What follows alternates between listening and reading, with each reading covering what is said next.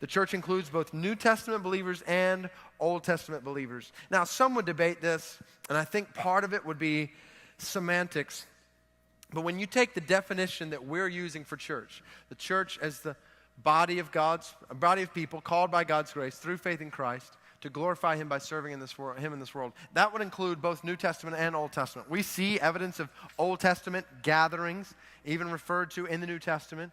And we see examples of Old Testament faith. You say, well, what about, called by God's grace through faith in Christ? That Old Testament believers believe in Christ? Well, look at Hebrews 11, verse 26, talking about Moses.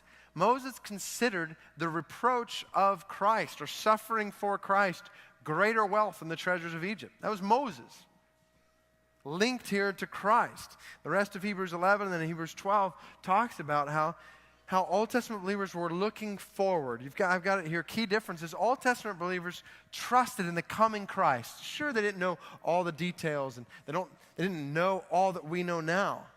But they were looking forward to the promise that had been given all the way back in Genesis, fulfillment of the promise that had been given all the way back in Genesis chapter 3, verse 15. So they trusted in the coming Christ. New Testament believers trust in the crucified Christ, looking back to the cross. They were looking forward to the cross. We look back to the cross. Old Testament believers are ethnically distinct. In other words, for the most part, with a few exceptions, Old Testament people were the Jewish people, the people of Israel. New Testament believers are ethnically diverse. And so we see that's one of the huge things that we see all over the New Testament letters and in the book of Acts, the bringing together of Jews and Gentiles together into the church. Old Testament believers are required to circumcise their male offspring. New Testament believers, I skipped one. Old Testament believers jumped right to the circumcision. So anyway, Old Testament believers, just wanted to get through that, but I need to wait.